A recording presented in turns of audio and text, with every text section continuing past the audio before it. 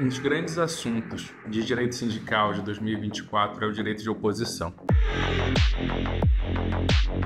Para compreender o direito de oposição, é muito importante compreender e entender os posicionamentos do Supremo Tribunal Federal sobre a negociação coletiva. Basicamente, o Supremo Tribunal ele tem se posicionado no sentido de que as convenções e os acordos coletivos eles vão ter uma grande prevalência sobre a legislação. Vejam, eu não falo só de uma prevalência. Eu estou falando que o Supremo Tribunal Federal ele reconhece que as entidades sindicais em negociação coletiva eles possuem uma grande prerrogativa de negociação. Basicamente, essa posição, esse posicionamento do Supremo Tribunal Federal, ele é materializado pelo tema 1046. Esse tema vai defender justamente isso, que as entidades sindicais elas possuem grandes poderes de negociação. Ocorre que, para se negociar, para nós estabelecermos uma negociação em que as partes tenham uma mínima equivalência, é importante que essas partes também tenham condições financeiras relativamente parecidas. Embora isso seja um dos grandes princípios da equivalência das entidades sindicais, que seja um dos grandes princípios do direito sindical, a realidade é que, na realidade, isso não é uma verdade. Nós percebemos que, de fato, as entidades sindicais profissionais, de trabalhadores, elas possuem condições financeiras muito inferiores às outras entidades ou até determinadas empresas.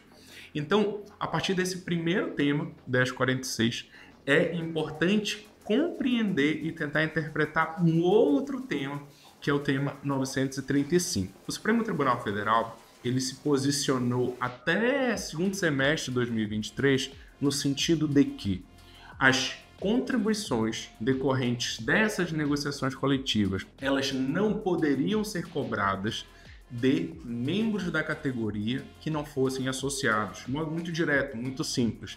A entidade sindical não tinha a prerrogativa, não tinha o poder de fazer a cobrança de quaisquer contribuições, a não ser que fossem de membros associados ou que esses membros declarassem expressamente a sua vontade de contribuir. Esse era um pilar da jurisprudência do Supremo Tribunal Federal.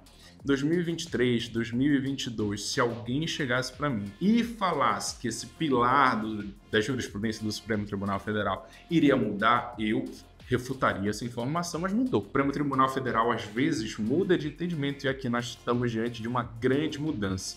A partir do segundo semestre de 2023, o Supremo Tribunal Federal passa de uma interpretação que fala só cobra de associado e só pode cobrar diante da expressa manifestação desse associado, ele se posiciona no sentido de que aos trabalhadores, há o dever de pagar as contribuições negociais, desde que seja assegurado o direito de oposição. Então, hoje, 2024, qual é o posicionamento que nós temos?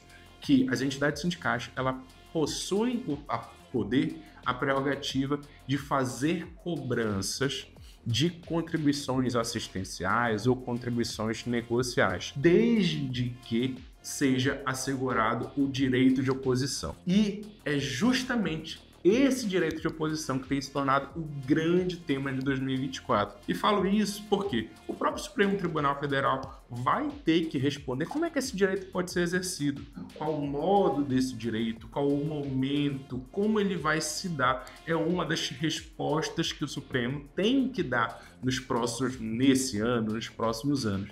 Só que sabendo justamente dessa relevância do assunto, o próprio Tribunal Superior do Trabalho admitiu um IRDR sobre o assunto, um incidente de resolução de demandas repetitivas. Basicamente, o Tribunal Superior do Trabalho, que é o órgão de cúpula da Justiça do Trabalho, reconheceu que o direito de oposição ele precisa ser debatido, ele precisa ser repensado em sede do TST.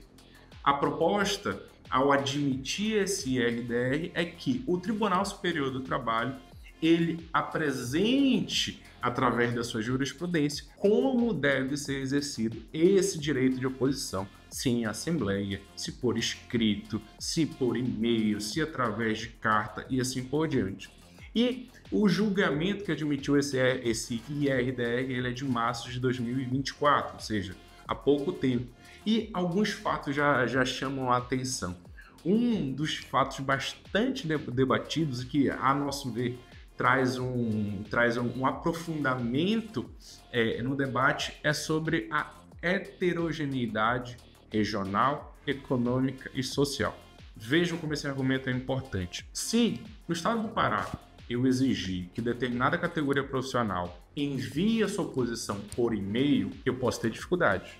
Eu posso ter dezenas, centenas de empregados que nem têm, de pessoas que não têm acesso ao e-mail. Portanto, uma solução que pode ser construída de maneira muito efetiva e adequada para São Paulo, para outros lugares, ou até para determinadas categorias profissionais, para outras vai se mostrar uma solução desproporcional.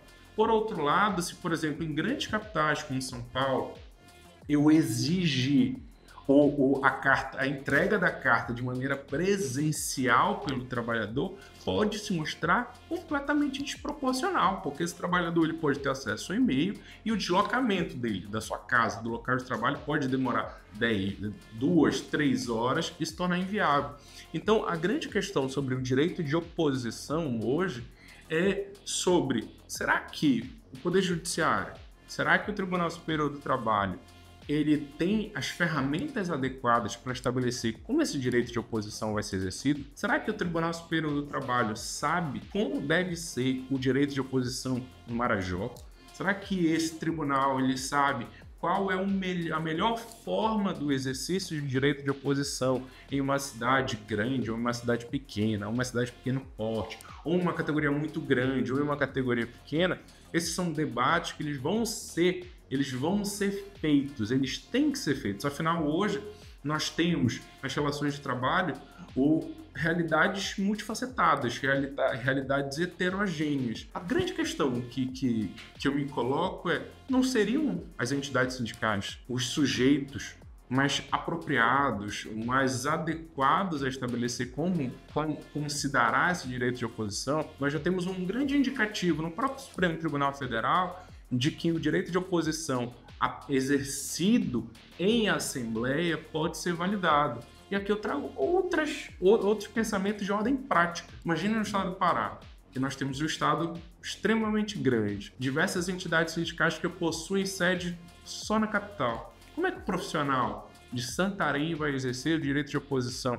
Ou seja, nós temos desafios para repensar, nós temos que construir soluções adequadas, justas para isso? Sim, sem dúvida.